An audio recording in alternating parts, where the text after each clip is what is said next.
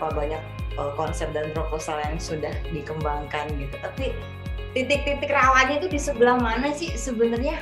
Ide-ide yang bagus, yang kemudian sustain dan solutif itu yaitu berawal dari empati. Namun rasa empati itu juga kan tidak menempel pada semua individu. Ada beberapa orang yang mungkin rasa empatinya rendah. Main yang jauh itu dalam artian juga bukan kabur ya, tapi kemudian menemukan hal baru. Selain happy, jadi mungkin kuncinya yaitu butuh waktu dan butuh sedikit keberanian. Program dari Lokadaya ini adalah menjadi momentum untuk teman-teman bagaimana menginisiasi membuka sebuah pos pengaduan di desa.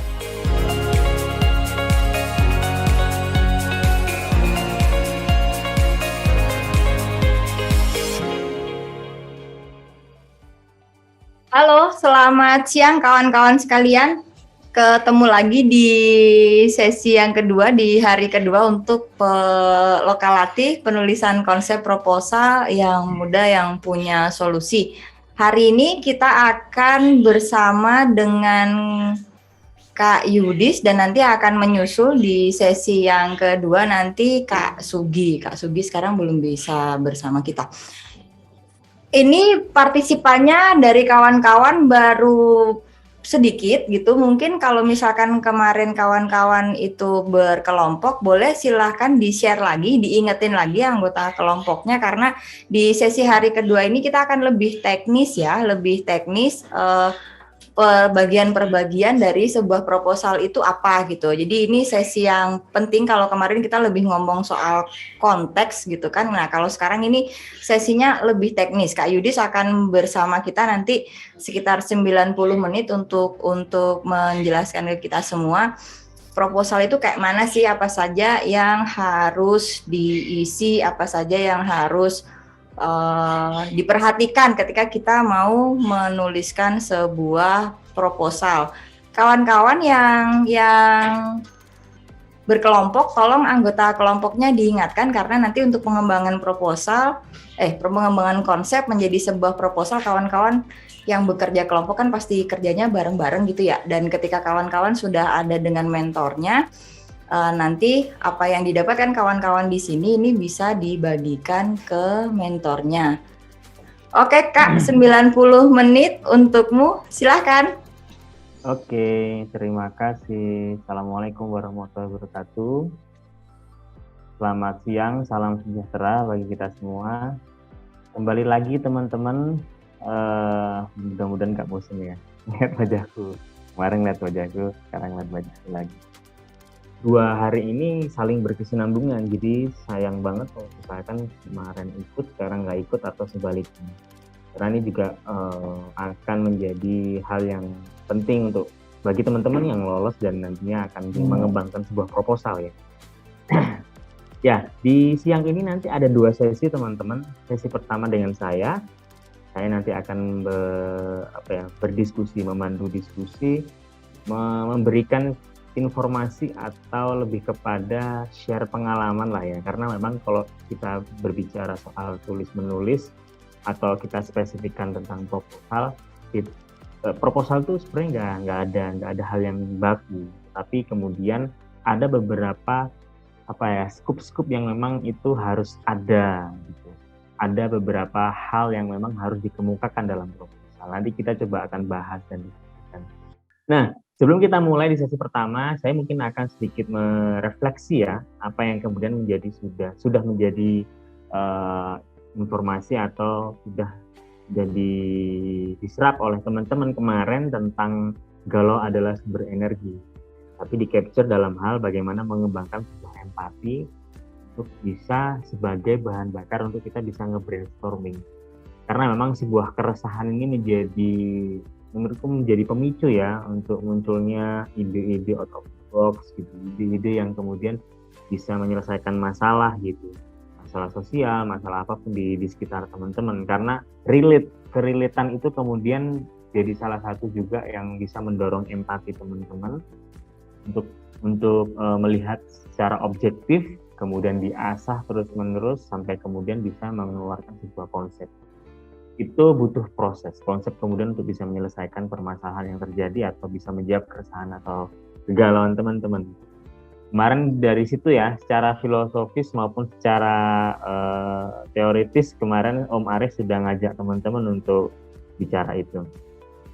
Nah, sekarang kita coba agak lebih sedikit teknis, tapi aku kayaknya nggak akan ngajakin teman-teman terlalu mikir teknis ya, karena pasti bosan. Tapi lebih kepada bagaimana melihat ini secara makro dan memahami bahwa oh ternyata proposal seperti ini, oh ternyata proposal butuh ini, oh ternyata di dalam proposal ada ini dan lain sebagainya.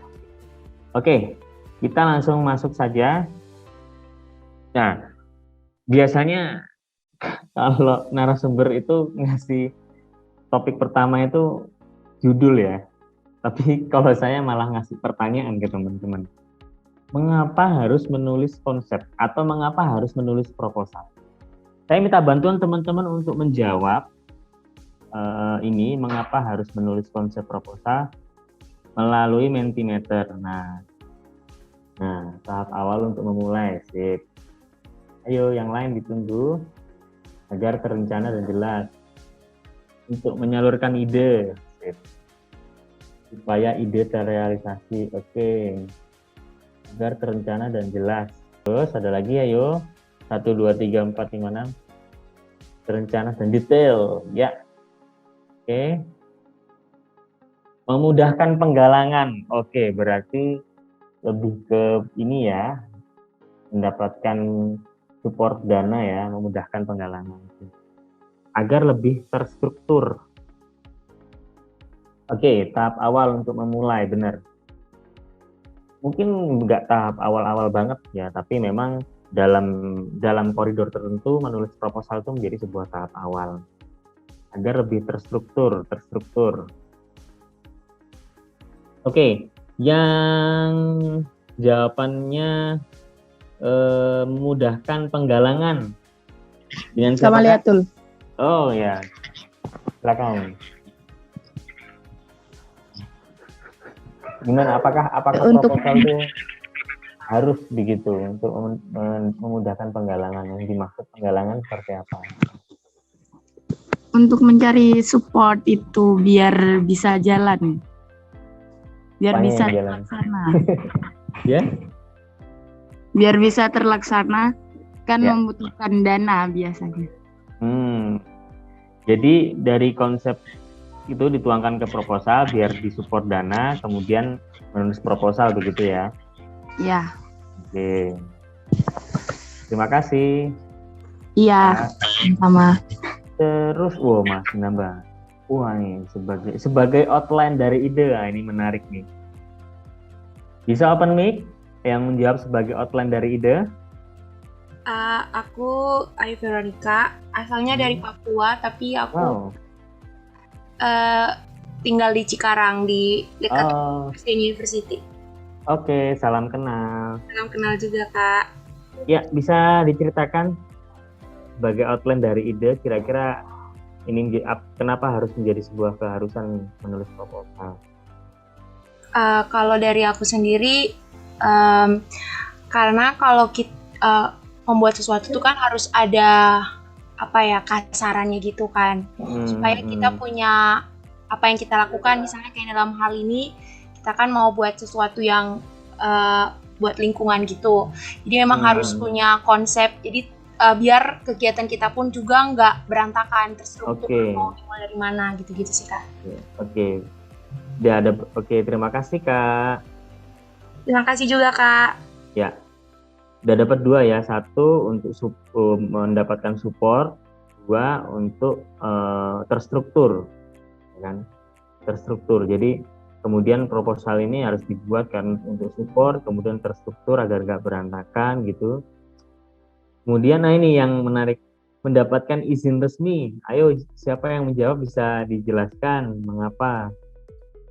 Jadi mengapa kita harus membuat proposal atau menyusun sebuah proposal? Kita harus ngerti dulu definisi dari proposal. Apa sih sebenarnya proposal itu?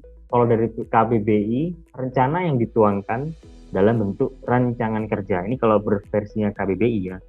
Jadi sebuah rencana. Jadi kita menulis sebuah rencana itu yang dituang atau didefinisikan sebagai sebuah dokumen yang di dalamnya itu ada rancangan kerja.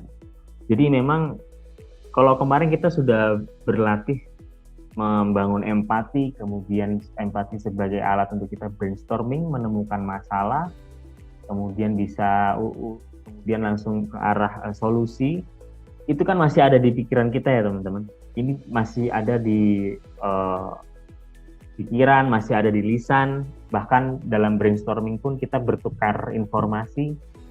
Tapi kemudian informasi tersebut tidak terekam dengan runut, tidak terdokumentasikan. Nah, membuat proposal, apalagi kemudian tujuan dari membuat proposal ini kan sebenarnya kita ingin memberikan atau menampilkan ide, menampilkan sebuah konsep yang sudah kita susun kepada orang lain, menyebarkan.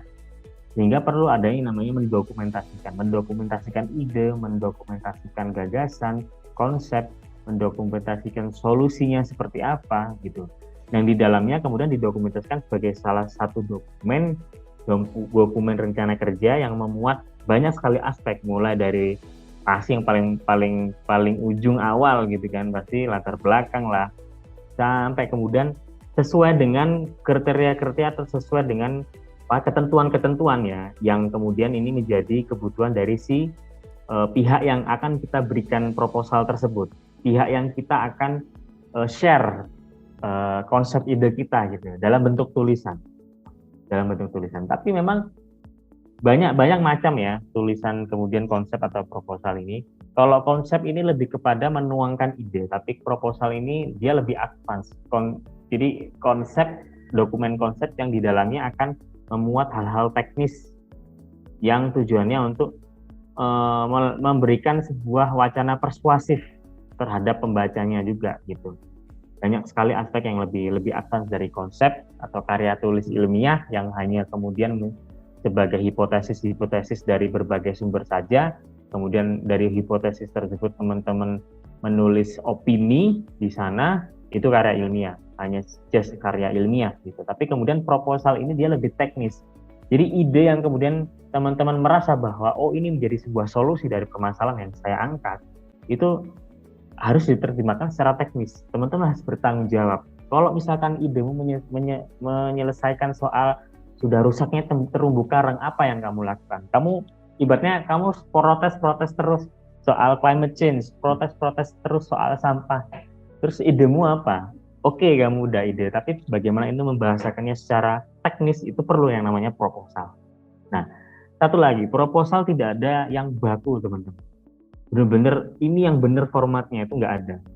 Tapi kemudian adalah ini sebuah bahasa pendokumentasian, di mana ini ya sesuai dengan ketentuan, tergantung dengan ketentuan, kemudian kebutuhan dari si pihak ketiga yang kita akan beri gitu, atau kemudian ini menjadi kebutuhan kita yang akan kita kebutuhan kita dari apa yang kita miliki di kepala, di konsep ini kita tuangkan ke dokumentasi, ke dokumen, itu juga memuat gitu. Sehingga yang perlu diperhatikan dalam penulisan proposal atau konsep adalah alurnya, keruntutannya, dan kejelasannya. Detail itu objektif, lengkap itu objektif, tapi kemudian teman-teman bisa membahasakannya dengan singkat, padat, jelas, itu lebih baik. Karena banyak juga, kalau misalnya kita tarik ke soal pendanaan ya, tadi Mbak Kalimatul tadi, banyak juga sekarang pendanaan, instansi pendanaan yang mereka misalkan buka call for proposal itu ngasih format cuman harus jelasin latar belakang cuma 100 kata gitu, maksimal 500 kata gitu.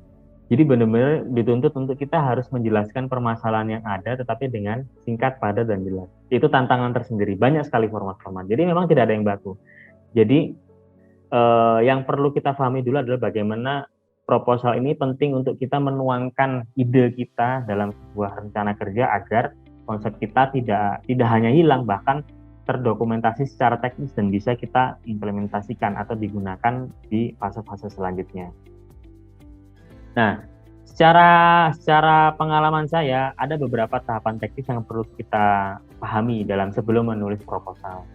Yang pertama adalah pahami persyaratannya. Jadi kalau misalkan teman-teman kemarin, contohnya kemarin teman-teman nulis tuh ada syarat-syarat nggak tuh? Nulis di ini, di yang muda yang punya solusi tuh. Ada Kak. Ada ya? Ada, oke. Ada, oke. Terima kasih. Ada. Nah, ini sebenarnya jadi poin penting kemudian adalah memahami apakah kita secara individual masih bisa, secara administrasi ya, secara administrasi masih bisa. Masih kemudian boleh untuk menulis itu, misalkan. Banyak sekali persyaratannya lebih banyak ke administrasi atau kemudian persyaratannya itu lebih ke isunya. Ada yang lebih spesifik menyelesaikan masalah soal gender misalkan, atau harus menulis sebuah proposal yang basicnya adalah social business. Jadi menyelesaikan permasalahan tapi juga ada alur bisnisnya misalkan. Itu kita harus pahami betul secara administrasi dan substantif. Lalu yang kedua, kenali aset. Aset di sini juga secara administrasi saya maknai begini. Jadi kemudian selain teman-teman menulis proposal, mungkin teman-teman harus mengirim kelengkapan-kelengkapan yang lain. Misalkan kalau teman-teman menulis atas nama lembaga misalkan. Nah, biasanya ada tuh lembaga, ada tuh syarat-syaratnya bahwa lembaga harus seperti ini. Atau kalau individu misalkan ada persyaratannya, misalkan harus masih mahasiswa misalkan, jadi harus menyertakan bukti-bukti kemahasiswaannya dan lain sebagainya. Itu secara administrasi. Jadi kalau secara substansi soal isu teman-teman.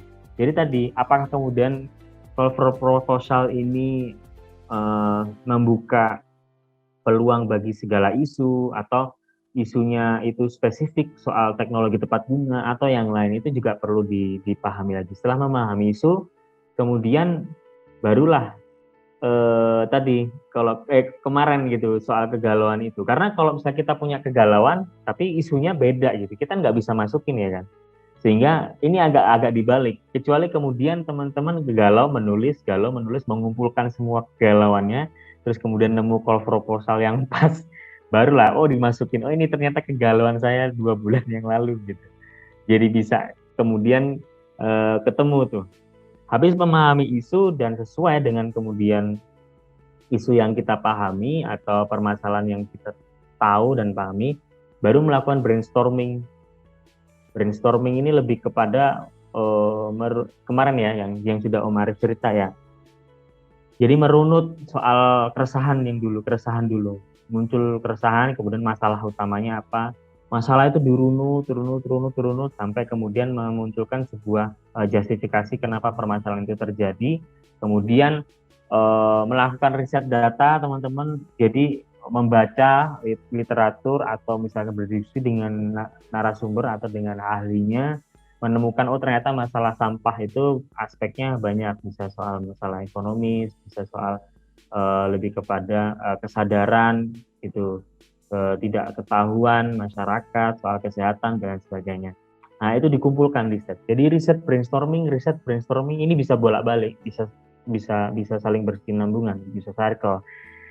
Sehingga kemudian memunculkanlah sebuah konsep kecil yang nantinya akan menjadi acuan kita untuk menulis sebuah proposal. Mulai dari masalah sampai kemudian conclusion-nya, atau bahkan sampai ke teknis kegiatannya. Jadi 5 ini lebih kepada hal-hal yang memang perlu teman-teman perhatikan sebelum menulis proposal, karena yang paling penting adalah soal persyaratan, karena di persyaratan dan kenali aset itu bisa jadi kemudian si pembuka proposal itu punya format yang harus teman-teman isi. Jadi menulis proposalnya sesuai dengan form yang dimiliki oleh si pembuka proposal, itu bisa jadi. Nah, sehingga kemudian kita harus dinamis dan fleksibel gitu, menyesuaikan.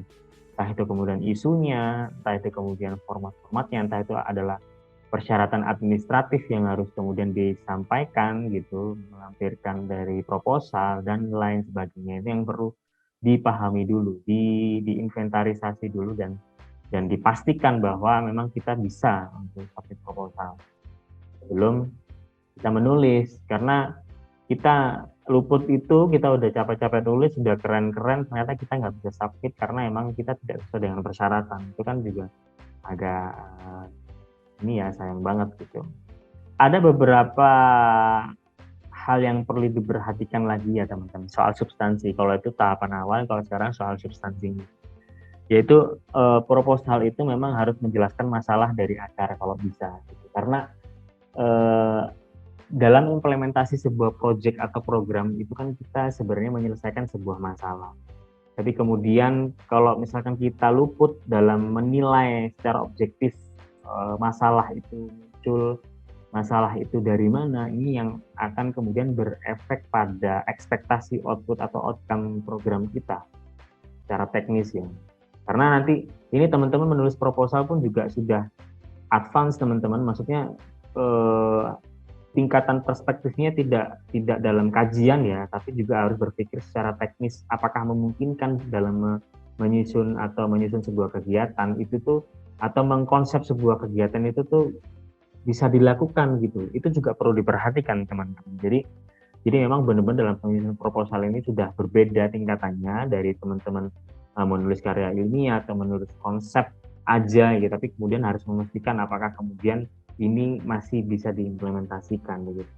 Nah, dalam hal itu kemudian bahwa masalah yang tidak muncul dari akar ini yang akan kemudian membuat bias upaya teman-teman, sehingga ketika yang harusnya ekspektasinya itu bisa terselesaikan karena kemudian kita salah menafsirkan, nah ini masalah masih aja gitu. Kayak kemarin saya kasih contoh ya, kemarin soal permasalahan di salah satu taman nasional, bahwa secara kajian beberapa ahli memberikan fakta bahwa desakan ekonomi menjadi salah satu dalam masalah-masalah di kawasan konservasi, seperti kebakaran hutan, perburuan hewan gitu, yang akibatnya sebuah perubahan dan itu adalah dari desakan ekonomi.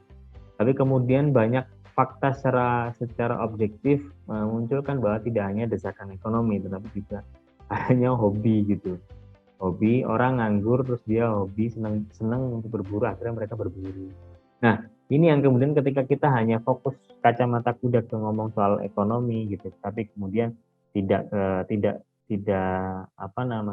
secara objektif melihat kacamata yang lain, ini yang akan kemudian menjadi program atau konsep kita itu ya akan menyelesaikan cuma satu gitu. Dan kadangkala ini tidak bisa sampai tepat sasaran gitu. Jadi benar-benar harus diperhatikan dalam memilih masalah. Nah, kemudian proposal itu memuat gagasan ilmiah lewat pikiran dan alur pikiran. Jadi ini yang kemarin kita diskusikan dengan Om Arif, bahwa gagasan ini memang harus ilmiah ya.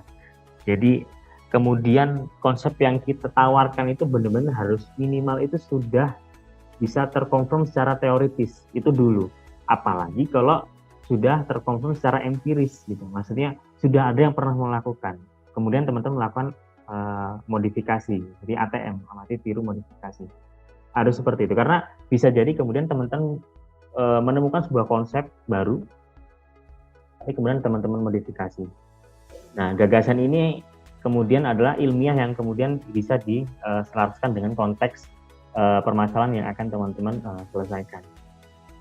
Dan memuat alur pikiran ya, maksudnya alur pikiran ini ya ide-ide teman-teman itu kemudian ditulis secara runut mulai dari masalah sampai kemudian hasil dari solusi.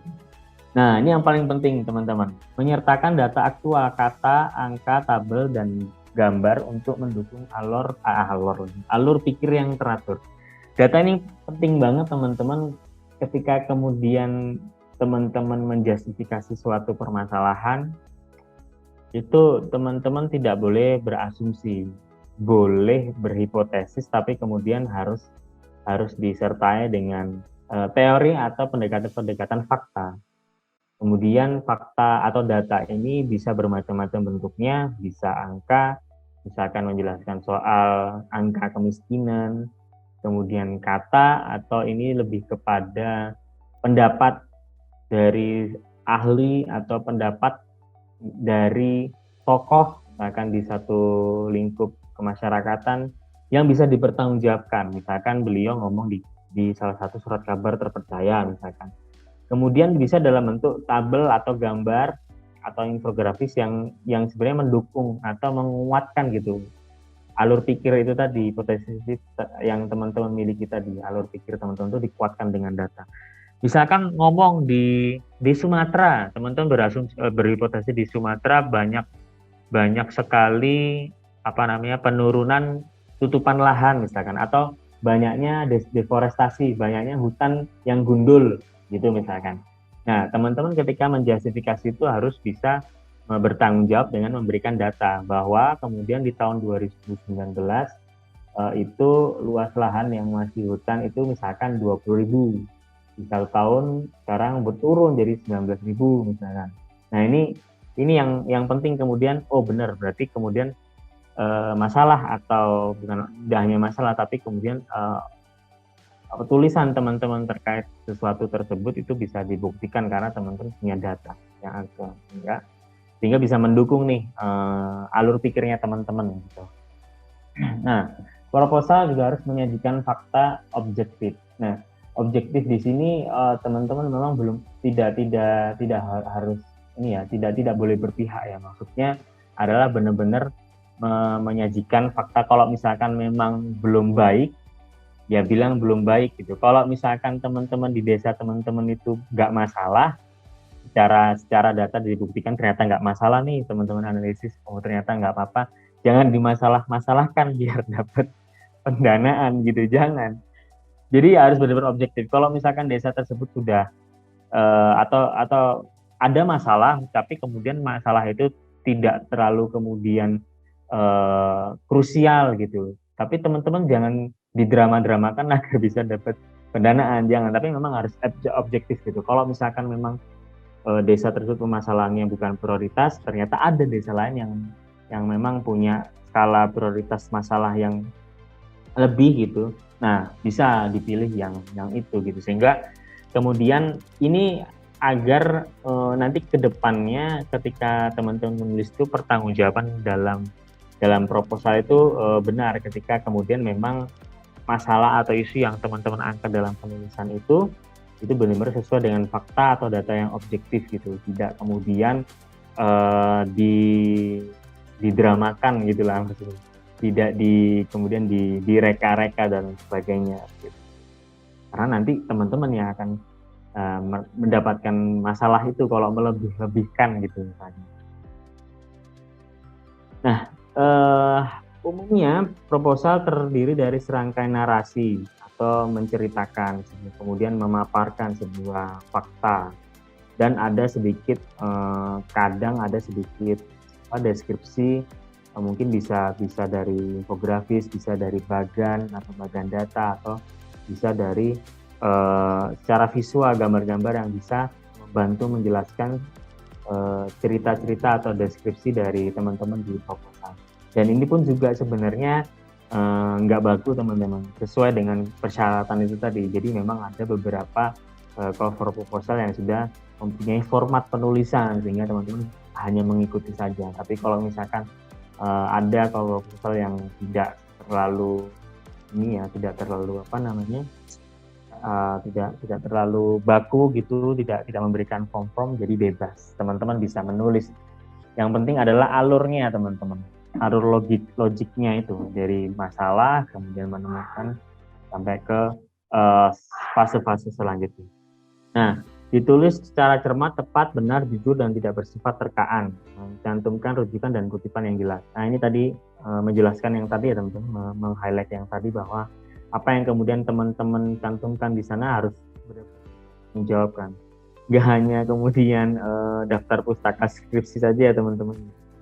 Nah, ini dalam penulisan proposal juga demikian, karena nantinya kemudian ini akan berakibat ketika kemudian goal, ketika kemudian proposal teman-teman didanai dan teman-teman melakukan implementasi, dan ternyata data yang teman-teman itu tidak sesuai gitu, atau teman-teman lebih kepada mengasumsikan dan terka-terkaan, nah ini teman-teman akan kesulitan, karena ada istilah yang namanya baseline. Jadi baseline itu data awal, jadi kondisi existing awal yang menjadi sebuah patokan, sehingga biasanya si pemberi pendanaan itu biasanya akan melihat soal seberapa jauh kemudian teman-teman bisa mendorong dari data existing awal, kondisi awal sampai ke tahun atau 2 tahun atau bahkan 6 bulan itu sudah sejauh mana gitu.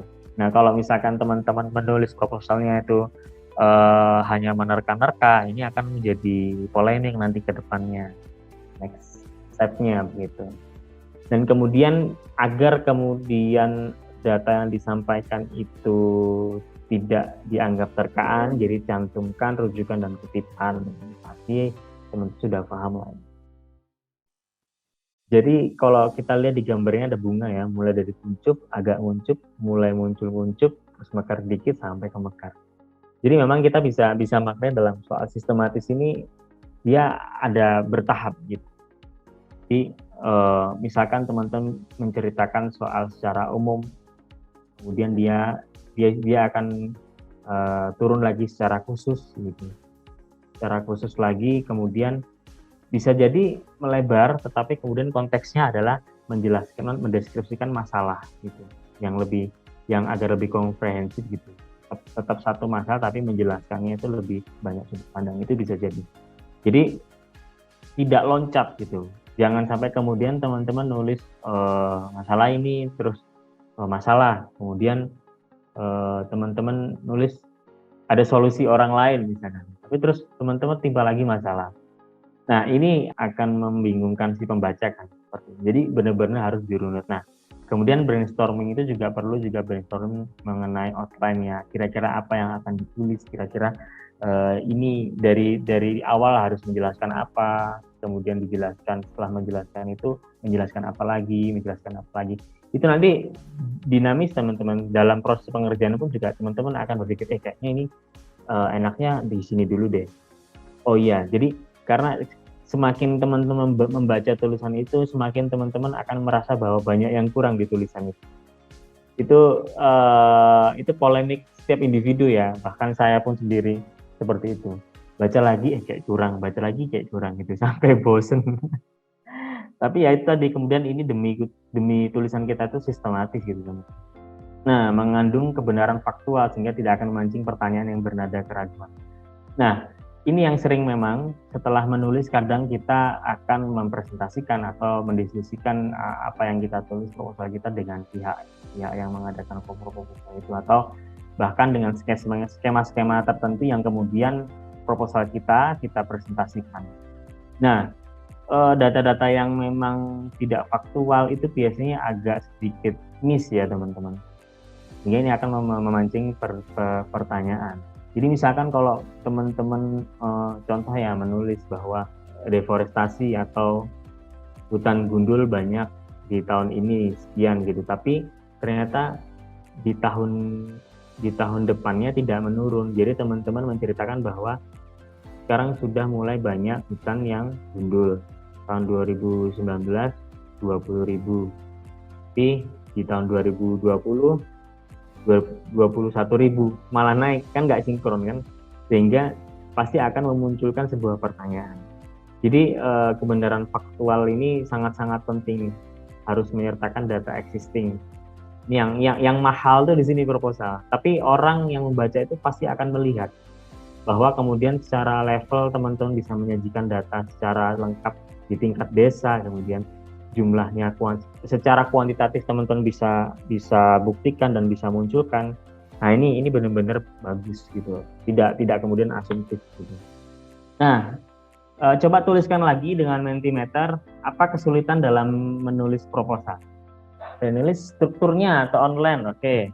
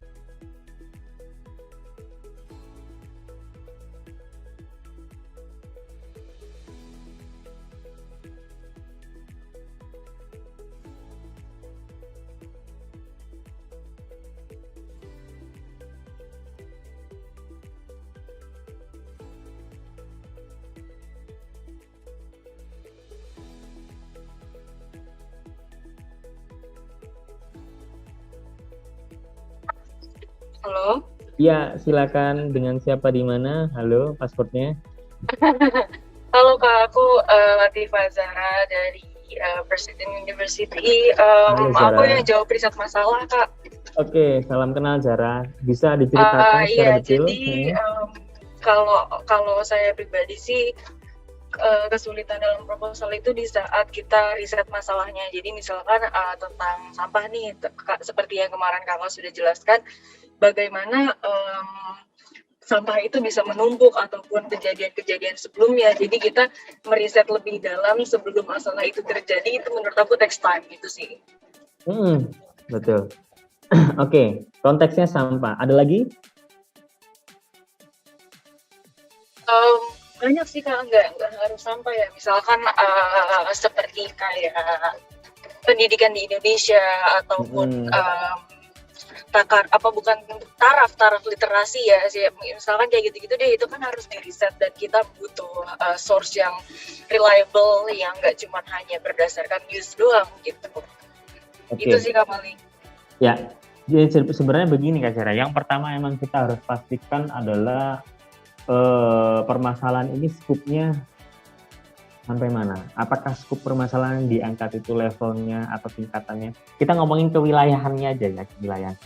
Skupnya ini, permasalahan ini skupnya di tingkat nasional kah, bangsa gitu, atau skupnya level kelompok masyarakat.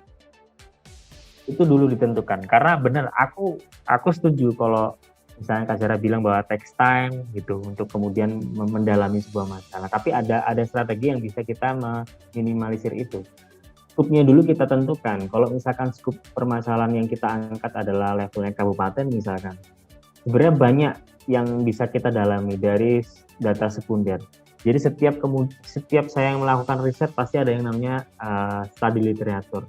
Jadi mengumpulkan segala macam literatur, bisa dari textbook, bisa kalau sekarang lebih suka teman-teman paling nanya Mbak Google ya, kulik keyword yang tentang permasalahan itu, baca dari situ. Kita nggak bisa kita nggak boleh naif bahwa kita itu kadang sulit baca ya, bukan sulit baca. Kalau saya itu nggak punya kebiasaan untuk membaca banyak gitu.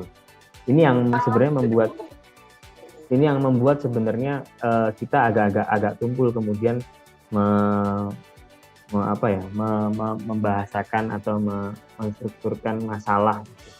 Kadang-kala memang kemudian keresahan kita itu hanya muncul sebatas keresahan, tapi kita belum bisa dalami karena referensi kita kurang. Kadang-kala referensi saya kurang, jadi saya itu harus baca, harus benar-benar banyak baca. Nah, yang kedua yang takes time adalah ya langsung terjun begitu. Tapi kalau skupnya kecil, ini kemungkinan nggak takes time. Jadi dengan diskusi secara objektif itu tadi, kalau kemarin bahasanya Om Arif itu bilangnya memposisikan diri dengan objek yang kemudian kita resahkan tersebut gitu. Misalkan mengangkat masalah petani, memposisikan diri sebagai petani begitu, ngobrol dengan mereka, merasakan ketika permasalahan-permasalahan itu terjadi seperti apa begitu. Nah, ini yang kemudian sebenarnya akan membuka sense masalah ini. Contoh konkretnya seperti ini deh, misalkan soal masalahnya ini ya. Ada masalah ini pengalaman juga ya. Di Jambi atau di Kabupaten Kerinci itu terkenal kayu manis. Tapi kemudian di beberapa tahun kemarin ada temuan bahwa kualitas kayu manis yang diekspor ke Eropa, kayu manis Indonesia itu jelek, ditolak karena ada kontaminasi bahan-bahan kimia, kontaminasi darah gitu. Nah, kenapa? Ini masalah loh. Kenapa? Otomatis kan mindset kita adalah resahnya adalah anjir kayu manis. Wah, kayu manis kita udah nggak bagus lagi nih gitu kan. Tapi kenapa masalahnya? Akhirnya kita harus telusur gitu. Telusur ke tingkat tapak gitu, ke petani gitu. Ini kita lihat apa yang mereka lakukan mulai dari budidaya sampai pasca panen, teman-teman. Kita lihat budidaya, oh ternyata mereka kalau nebang nggak pakai sarung tangan. Oh ternyata mereka kalau mengkuliti, jadi kan kayu manis kan kita kuliti kan, kulitnya itu yang kita kuliti. Oh ternyata mereka mengkulitinya itu nggak pakai sarung tangan. Pantes gitu kalau misalkan mereka nggak pakai sarung tangan, sedangkan pakai pisau tajam, kena tangan, berdarah, darahnya itu nempel ke kayu manis, kemudian di tes lab gitu, ternyata ini yang menjadi cemaran gitu, bahwa kemudian kualitas kayu manis kita ditolak gitu, di Eropa. Sampai seperti itu. Itu kemudian kita kan pasti berpikir jauh banget ya dari kualitas yang menurut itu, ternyata budidaya atau pasca panennya yang kurang baik gitu, di tingkat tepat gitu. Nah contoh-contoh seperti itu teman-teman. Jadi dalam kemudian kita meriset masalah, cari data-data di sekitar kita. Kita punya bah Google, kita maksimalkan bah Google itu guys gitu, memaksimalkan untuk mencari studi literatur orang lain, karena yang nulis itu sekarang nggak 1, 2, 3 orang, banyak banget. Itu di Indonesia, jangankan di dunia. Jadi kalau misalkan teman-teman mentok dapat literatur yang itu aja udah mentok nih, pakai bahasa Inggris, maksudnya keywordnya pakai bahasa Inggris, itu pasti dapat. Terus jangan lupa ditulis PDF gitu, nah itu mesti muncul di jurnal-jurnal, atau teman-teman pasti jago lah nyari-nyari jurnal seperti itu. Itu yang pertama. Yang kemudian kedua, kalau memungkinkan ya langsung ke lapangan melihat gitu. Oke, terima kasih masukan itu tadi, riset masalah. Terus yang kedua nih, terlalu banyak ide. Nah ini biasa saya alami juga nih. Nah, kerangka proposal. Kalau misalkan teman-teman tadi sulit membayangkan bagaimana sistematikanya, cari referensi. Karena sebenarnya proposal itu nggak ada yang baku. Tapi ada paten-paten, jadi ada hal-hal yang memang itu harus masuk dalam proposal. Itu ada. Tapi kemudian bagaimana sistematikanya, apa duluan, latar belakang kah, atau istilahnya pendahuluan lah, atau istilahnya selayang pandang, atau istilahnya apa gitu. Itu sebenarnya nggak ada yang bagus teman-teman. Kadangkala kita menyesuaikan dengan format yang mengadakan proposal atau format dari pembuka pendanaan tadi. Jadi biasanya mereka itu yang mengatur itu. Tapi kemudian kalau secara bebas itu teman-teman bisa melihat dari referensi-referensi lainnya. Yang penting adalah alurnya, alur logiknya, dan apa yang kemudian teman-teman bisa sampaikan dalam bentuk dokumen tersebut dari brainstorming atau diskusi atau konsep teman-teman. Nah, proposal itu kadangkala memang susah-susah gampang, tergantung sebenarnya dari bagaimana kita ini ya teman-teman, menemukan masalah dan merumuskannya menjadi sebuah solusi.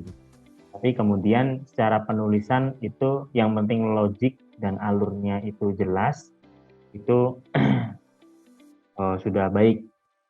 Nah,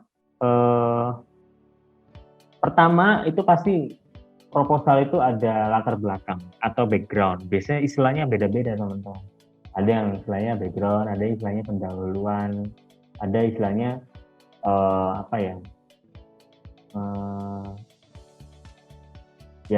background, latar belakang, pendahuluan, paling 3 itu. Tapi intinya adalah di sini teman-teman memberikan data existing awal, apa yang kemudian menjadi keresahan teman-teman. Misalkan soal perlindungan satwa langka, misalkan teman-teman menceritakan data existing, misalkan harimau, cerita tentang harimau, kemudian data yang dimiliki teman-teman juga harus berbasis data.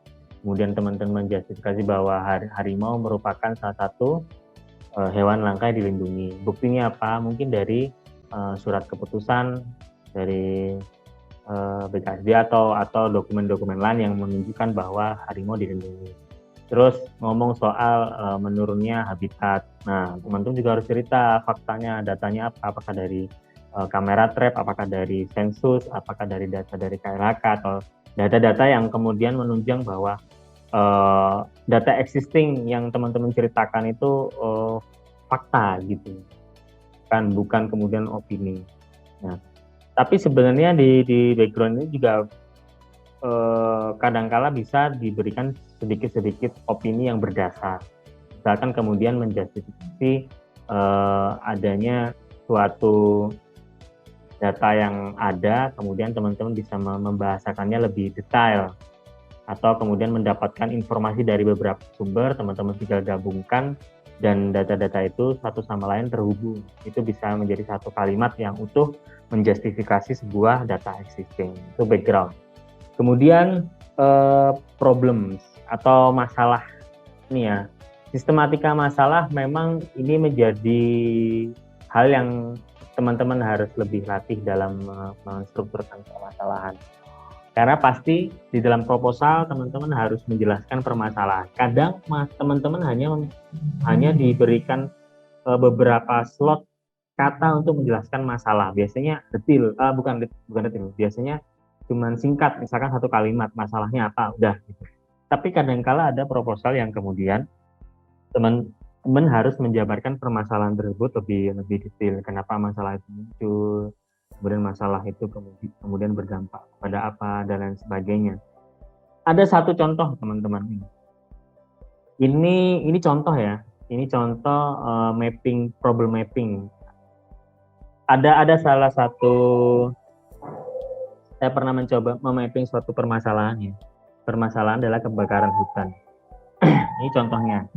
Jadi semakin jelimet, atau bukan jelimet ya, semakin rumitnya hubung-hubung ini, berarti teman-teman semakin kaya dalam menemukan masalah. Contoh saja ya. Ini arah arrow-nya ke atas ya, sehingga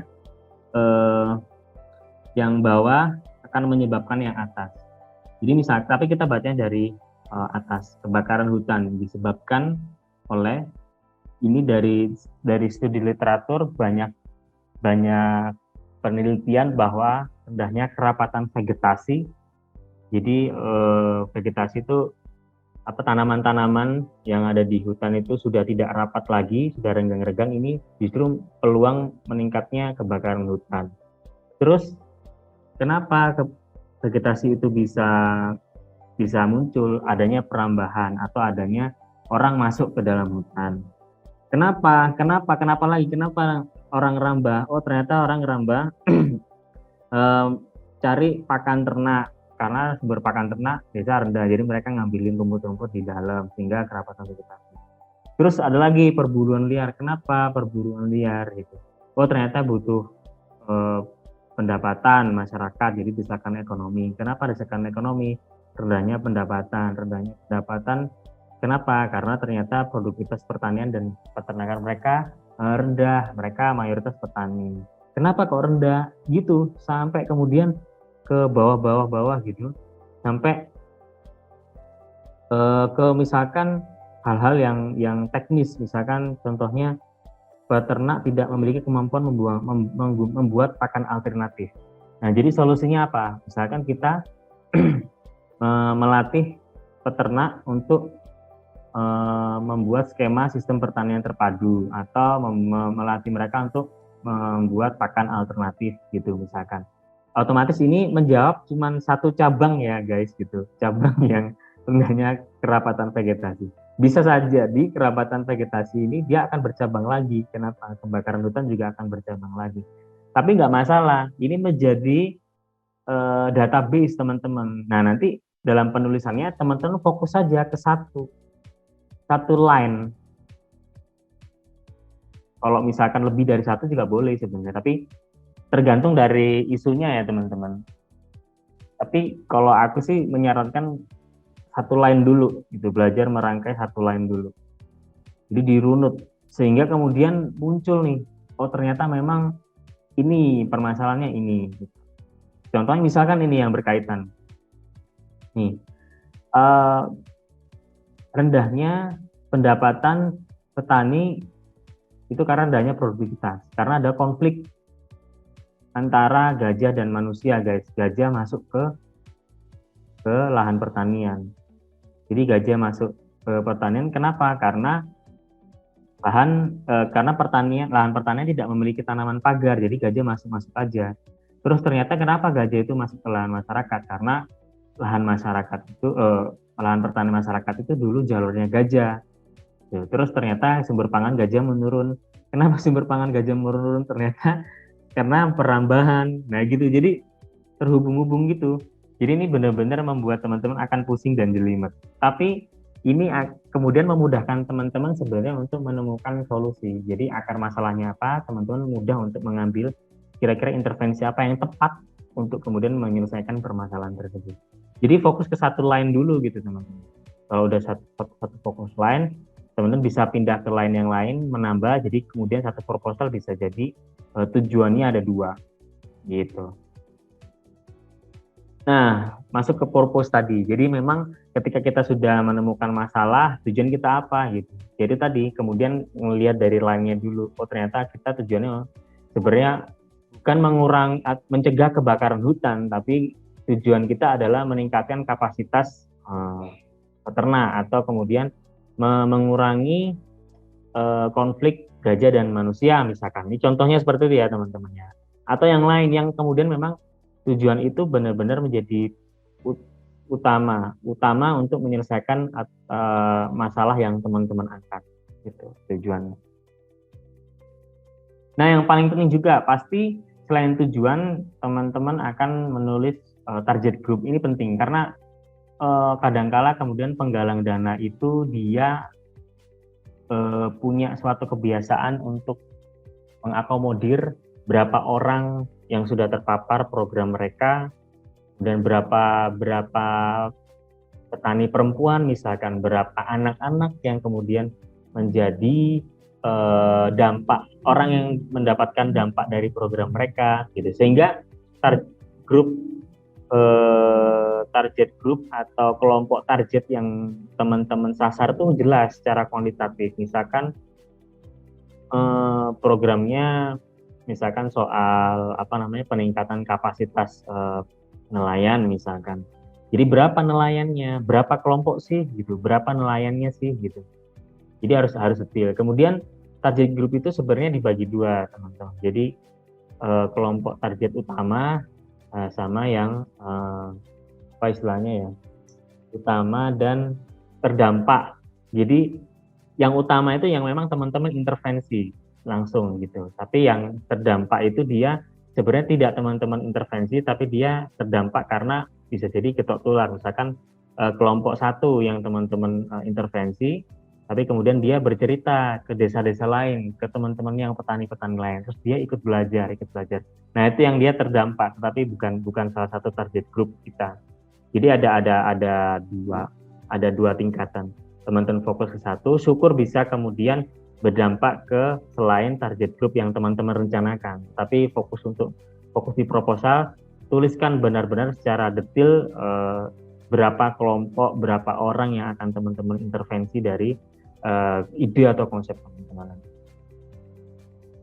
Nah, konsep ini lebih kepada mengemukakan solusi ya, secara teoritis maupun empiris. Nanti secara konsep ini secara teoritis, nanti biasanya empiris nanti lebih dituangkan ke kerangka ya, bisa logic framework atau story change gitu. Nanti dijelaskan mungkin nanti sama Om Sugi ya di sesi kedua.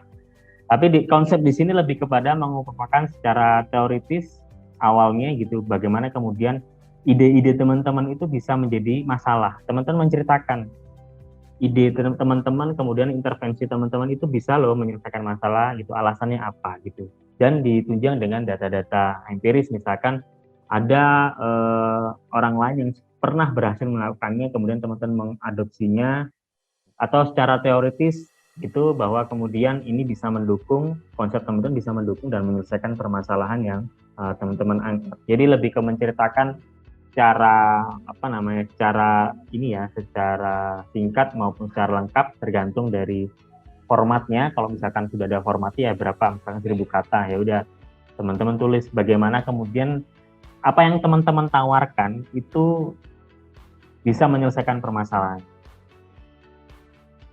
Nah, implementation framework ini dia lebih ke teknisnya. Jadi contohnya misalkan ini story of change ya. Jadi ini contoh aja, nanti mungkin lebih detailnya lagi Om Sugi nanti yang akan bercerita. Jadi di story of change ini teman-teman menjabarkan secara implementatif bahwa apa yang teman-teman lakukan itu bisa menghasilkan apa, outputnya apa, kemudian capaiannya apa, outcome-nya apa, kemudian bisa menyelesaikan permasalahan yang apa gitu, goals-nya apa. Nah, di sini cara teknis. Kalau secara konsep, secara teoritis tadi menjelaskan konsepnya seperti apa, begitu. Kenapa ini bisa, kenapa secara empiris maupun teoritis bisa menyelesaikan permasalahan. Kemudian detailkan ke framework implementation gitu secara detail. Kemudian konsep atau upaya-upaya teman-teman itu bisa menyelesaikan permasalahan. Ada yang namanya timeline project management, teman-teman. Jadi pasti di setiap proposal itu teman-teman harus menyertakan timeline. Karena salah satu proposal yang baik adalah terencana dan berbatas waktu. Jelas waktunya. Misalkan setahun ya setahun. Nah, setahun itu teman-teman ngapain? Misalkan Januari planning atau research study, itu benar-benar harus jelas. Formatnya macam-macam. Biasanya tabel, mau pakai infografis, itu bebas sebenarnya, tergantung. Kalau misalkan konvensionalnya sih tabel gitu ya, nomor, kegiatannya apa, kemudian di sebelahnya ada tahun, bulan, 1 sampai 12 bulan gitu. Tinggal diwarna-warnain, itu konvensional seperti itu. Tapi banyak sebenarnya macam-macam, teman-teman. Mau pakai visualnya seperti apa. Yang jelas adalah benar-benar detail, kemudian menyebutkan kegiatannya apa, terus kapan gitu. Ada juga yang misalkan format dari call for proposalnya itu benar-benar detail, tanggal berapa sampai tanggal berapa gitu. Itu juga ada. Tapi teman-teman bisa kisaran. Jadi misalkan cuma 2 bulan, ya udah. Misalkan 1 Januari sampai 28 Februari gitu misalkan.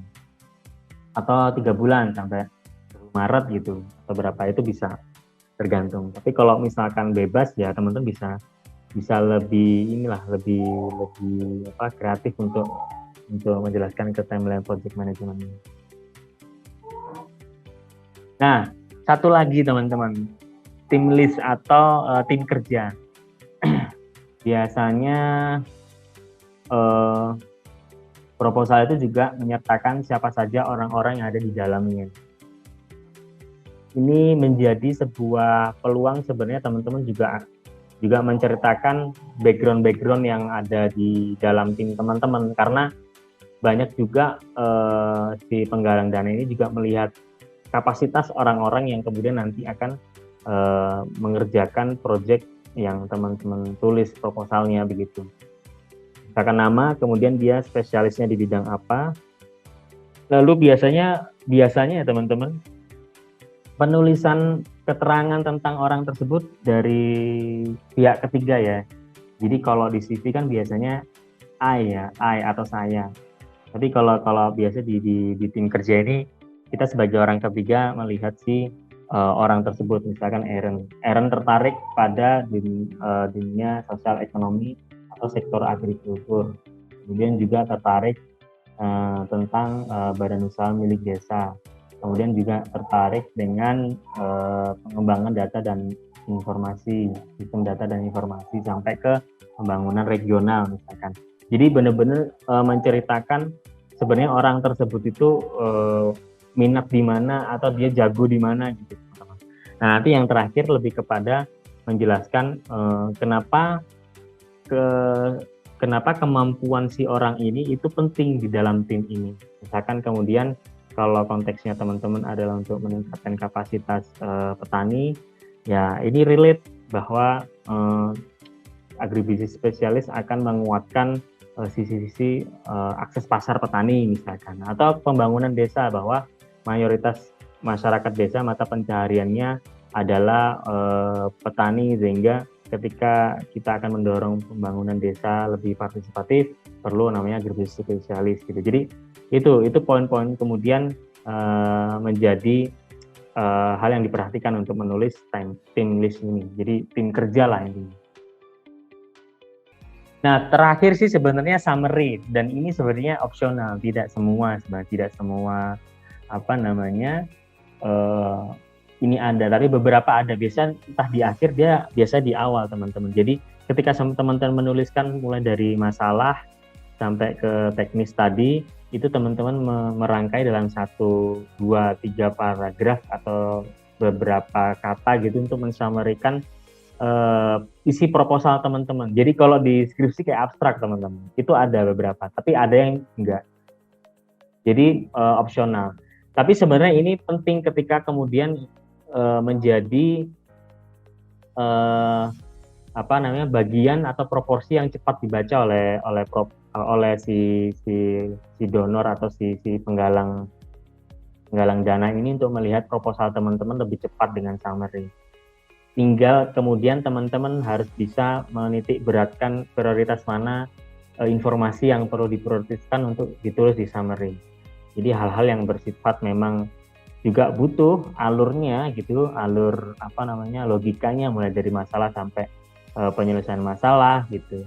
Itu muncul gitu. Itu sebenarnya untuk terakhir